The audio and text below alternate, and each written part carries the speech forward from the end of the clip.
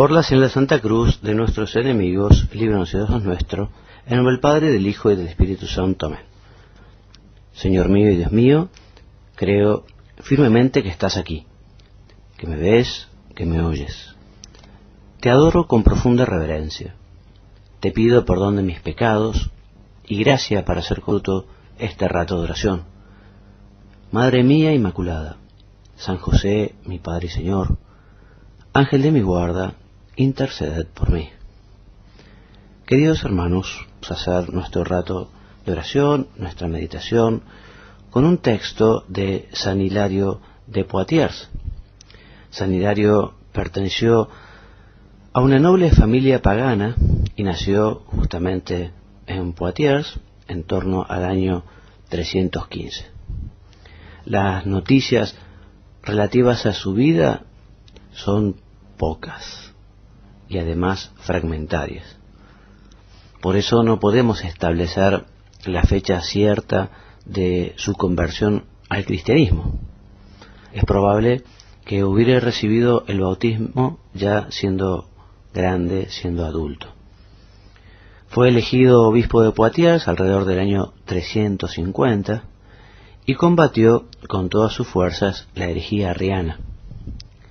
El emperador Constancio lo desterró a Frigia, en Asia Menor, y durante los 4 años de exilio, Hilario reveló dotes de pensamiento y de acción que merecieron el título de el Atanasio de Occidente.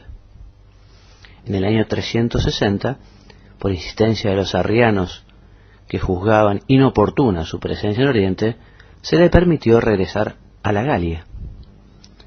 Un año después convocó un concilio en París que supuso un golpe decisivo para el arrianismo en Occidente. Murió también en Poitiers, probablemente hacia el año 367. La lucha de San Hilario contra el arrianismo se manifestó también en su abundancia producción literaria, constituida por 3 tipos de obras: las dogmáticas, las histórico-polémicas y las exegéticas. Y ahora a continuación nos detendremos en un texto de su comentario exegético a el Evangelio de San Mateo, concretamente los números que van del 10, el número 10 del 1 al 15. Y comienza de esta manera: al ver a las multitudes, se llenó de compasión porque estaban maltratadas y abatidas. Recordarán este texto que es Mateo 9:36 y se refiere justamente al Señor. Fue Jesús quien vio las multitudes y se llenó de compasión porque estaban maltratadas y abatidas.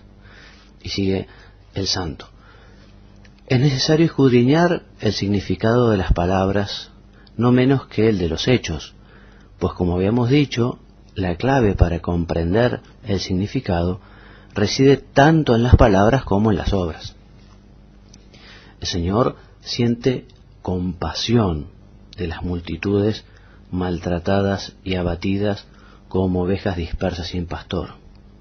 Y nos dice: la mies es mucha, pero los obreros pocos. Y también que es preciso rogar al dueño de la mies para que envíe muchos obreros a su mies. Y llamando a los discípulos, les dio poder para arrojar a los espíritus inmundos y para curar toda enfermedad y dolencia. El poder de la virtud del Señor se transmite enteramente a los apóstoles. Los que habían sido formados en Adán a imagen y semejanza de Dios, reciben ahora, de modo perfecto, la imagen y semejanza de Cristo. Su poder no difiere en nada del poder del Señor, y los que antes habían sido hechos de la tierra se convierten ahora en celestes. Deben predicar que el reino de los cielos está próximo, es decir, que se recibe ahora la imagen y semejanza de Dios a través de la comunión en la verdad, que permite a todos los santos, designados con el nombre de los cielos, reinar con el Señor. Deben curar enfermos, resucitar muertos, sanar leprosos, arrojar demonios. Todos los males causados en el cuerpo de Adán por instigación de Satanás los debían a su vez sanar mediante la participación en el poder del Señor. Y para conseguir de modo completo, según la profecía del Génesis, la semejanza con Dios, reciben la orden de dar gratuitamente lo que gratuitamente recibieron. Deben ofrecer de balde el servicio de un don que han recibido gratis. Les prohíbe guardar en la faja oro, plata, dinero, llevar alforja para el camino, tomar 2 túnicas, sandalias y un bastón en la mano, porque el obrero tiene derecho a su salario. No hay nada de malo, pienso, en guardar un tesoro en la faja. ¿Qué significa la prohibición de poseer oro, plata o moneda de cobre en la propia faja? La faja es una prenda de servicio y se ciñe para realizar un trabajo. Se nos exhorta, por tanto, a que no haya venalidad en nuestro servicio, a evitar que el premio de nuestro apostolado sea la posesión del oro, de la plata o del cobre. Ni alforja para el camino, dice Mateo. Es decir, hay que dejar a un lado las preocupaciones por los bienes presentes, ya que todo tesoro terreno es perjudicial desde el momento en que nuestro corazón está allí donde guardamos nuestro tesoro. Ni 2 túnicas, también dice San Mateo. En efecto, basta con que nos revistamos de Cristo una vez, sin revestirnos seguidamente de otro traje, como la herejía o la ley mosaica a causa de una perversión de nuestra inteligencia. Ni sandalias, dice Mateo. Tal vez los débiles pies de los hombres pueden soportar la desnudez. En realidad, donde debemos permanecer con pies desnudos es sobre la tierra santa, no cubierta por las espinas y los aguijones del pecado, como fue dicho a Moisés. Y se nos exhorta a no tener otro calzado para entrar que el recibido de Cristo. Ni bastón de mano, agrega Mateo, es decir, las leyes de un poder extranjero, pues tenemos el bastón de la raíz de Jesé. Todo poder que no sea ese no procede de Cristo. Sobre el discurso precedente, hemos sido convenientemente provistos de gracia, viático, vestido, sandalias, poder, para recorrer hasta el final los caminos de la tierra. Trabajando en estas condiciones, seremos dignos de nuestra paga, dice Mateo. Es decir, gracias al cumplimiento de estas prescripciones, recibiremos la recompensa de la esperanza celestial. Y así termina el texto que hemos escogido. ¿Y cuáles son las enseñanzas o algunas de las enseñanzas que nosotros podemos sacar de este texto tan piadoso de San Hilario comentando el Evangelio de San Mateo? Claramente es una llamada a la pobreza y al desprendimiento por parte de quienes tenemos la obligación de hacer apostolado, porque efectivamente San Mateo nos manda, el Señor nos manda, San Mateo lo recoge y lo comenta a San Hilario, que es muy importante que aquel que va a predicar el Evangelio, aquel que va a llevar a Cristo, efectivamente vaya desprendido, ¿no? Ni alforja para el camino, ni 2 túnicas, ni sandalias, ni tampoco bastón en la mano. Ahora bien, ustedes saben que este oficio, por llamarlo de alguna manera, del apostolado, no es una responsabilidad solo de los sacerdotes o de los religiosos o de las personas especialmente santas. todos estamos llamados a llevar el mensaje del Evangelio. Te leo, para que veas lo cierto que es esta afirmación, algunos textos de la Sagrada Escritura. Sobre la misión del cristiano, por ejemplo, nos dice San Juan en su capítulo 17. Así como tú me has enviado al mundo, así yo los he enviado también a ellos al mundo. Y San Marcos en el capítulo 16. Y les dijo, id por todo el mundo y predicad el Evangelio a toda criatura. Y San Mateo, capítulo 5. Vosotros sois la sal de la tierra.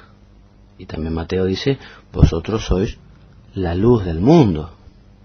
Y también agrega, quien a vosotros recibe, a mí me recibe.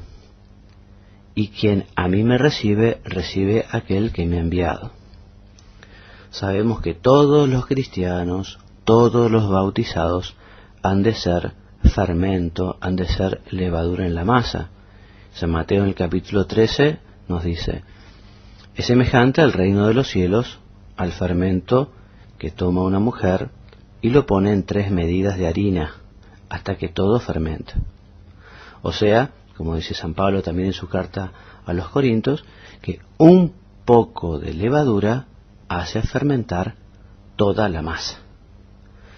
Evidentemente el apóstol tiene que estar unido al Señor. También nos lo dice el Señor y lo recoge San Juan en su capítulo 15. Al modo que el sarmiento no puede producir fruto si no está unido con la vid, así tampoco vosotros si no estáis unidos conmigo. Yo soy la vid, vosotros los sarmientos. Quien está unido conmigo y yo con él, ese da mucho fruto, porque sin mí no podéis hacer nada. Esta es la voluntad salvífica del Señor, y nos recuerda también San Pablo en su primera carta a Timoteo. Dios quiere que todos los hombres se salven y lleguen al conocimiento de la verdad. Y Lucas, en el mismo sentido. Yo he venido a echar fuego a la tierra. ¿Y qué de querer sino que se encienda? Por eso recordemos todos los bautizados nuestra calidad de instrumentos. Dice San Pablo, yo planté, Apolo regó, pero es Dios quien da el incremento. Somos instrumentos del Señor, el Señor nos quiere utilizar para que su semilla germine. Tomemos ejemplo de los apóstoles. Los apóstoles, dice los Hechos, no cesaban de enseñar y anunciar el Evangelio por todas partes. No nos desanimemos tampoco ante las dificultades, y dice San Pablo a los Corintios, teniendo presente que vuestro trabajo no es vano en el Señor. O Isaías que dice, mis elegidos no trabajarán en vano. De modo que esta es una verdadera responsabilidad. Nos dice la Escritura, el que tiene la palabra de sabiduría, pero no quiere emplearla en provecho del prójimo, es lo mismo que quien pone el dinero en una bolsa y la tiene siempre atada.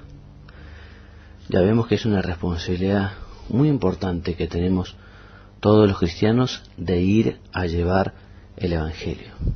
También te quiero leer algo un poco más actual, nada más ni nada menos que el compendio, el maravilloso compendio que nos regaló el Papa Benedicto XVI del Catecismo de la Iglesia Católica. Y el compendio también nos habla de la responsabilidad de todos y especialmente de los laicos, porque nos dice en el número 188, los fieles laicos tienen como vocación propia la de buscar el reino de Dios, iluminando y ordenando las realidades temporales según el Espíritu de Dios. Responden así a la llamada a la santidad y al apostolado que se dirige a todos los bautizados. Está clarísimo, y como si esto no alcanzara, este invitación justamente al apostolado que nos hace la Iglesia a todos los bautizados, no solo a los presbíteros o a los obispos, todos los bautizados, también nos dice respecto de los fieles laicos que participan de la misión profética de Cristo cuando cogen cada vez mejor en la fe la palabra de Cristo y la anuncian al mundo con el testimonio de la vida y de la palabra mediante la evangelización y la catequesis. Este apostolado adquiere una eficacia particular porque se realiza en las condiciones generales de nuestro mundo. La cita del compendio es de la Lumen Gentium número 35. Por eso, hermano mío, hermana mía, vos que estás haciendo ahora tu rato de oración con este texto de San Hilario de Poitiers, que nos invita al apostolado, que nos recuerda ese mandato del Señor de ir por todo el mundo y predicar el Evangelio, esa petición que también nos dice el Señor de pedir al dueño de la mies que envíe operarios a su mies, porque la mies es mucha y los trabajadores siguen siendo pocos. Hermano mío, hermana mía, nosotros somos también operarios invitados a la siembra, invitados al cuidado de la semilla y también a la cosecha.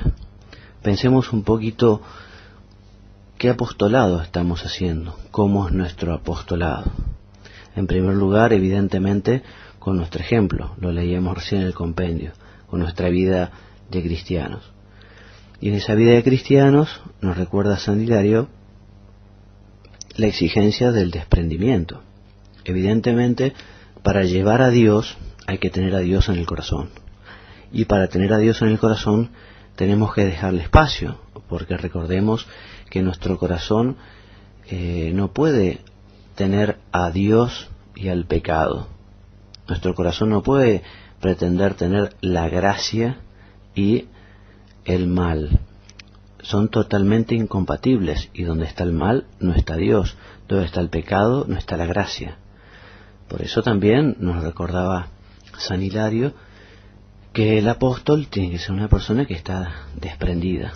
Si nosotros estamos demasiado apegados al mundo, a las cosas materiales, que no es que sean malas, porque las cosas han salido buenas de las manos de Dios, pero tienen que tener su lugar, su orden, no pueden estar en el primer lugar.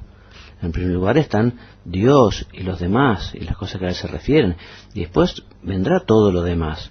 Pero el problema es el desorden cuando se pone en primer lugar por egoísmo, por vanidad, por un deseo irrefrenable de tener, ¿no? Se ponen las cosas materiales, ¿no?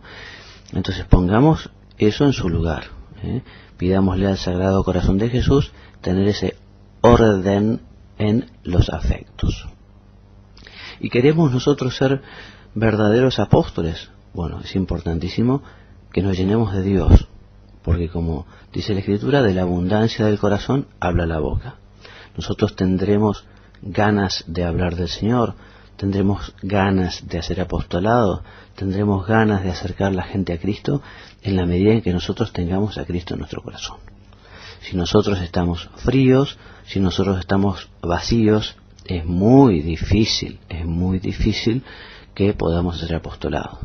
Por eso me hizo gracia cuando hace poco un amigo hizo un retiro conyugal, y en el momento en que el sacerdote que lo predicaba les dijo, bueno, piensen ustedes ahora qué es lo que más les importa y díganselo a su cónyuge, ¿no? Y mi amigo le dijo a su mujer, a mí lo que más me importa ahora soy yo, porque si yo me convierto, si yo rezo, si yo me lleno de amor del Señor, entonces a vos te voy a querer más, te voy a tratar mejor. Y ese me pareció un egoísmo muy sano, un egoísmo muy bueno. Efectivamente, si nosotros no comenzamos por llenarnos del Señor, por estar más cerca de Él, por convertirnos, por tratar de luchar por ser santos, muy difícilmente podremos vivir la caridad y podremos hacer apostolado. Por eso el primer apostolado, podríamos decir, es justamente el procurar fomentar nuestra unión con Dios. Entonces, ¿queremos ser buenos apóstoles? Acerquémonos a la Eucaristía con piedad. ¿Queremos ser buenos apóstoles? Acerquémonos a la confesión, a la penitencia, también con devoción, bien arrepentidos, pidiendo perdón de nuestros pecados y pidiendo a Dios la gracia. Fomentemos nuestra oración, nuestra unión con Jesús sacramentado, visitándolo allí en el sagrario que nos está esperando. Queremos hacer apostolado.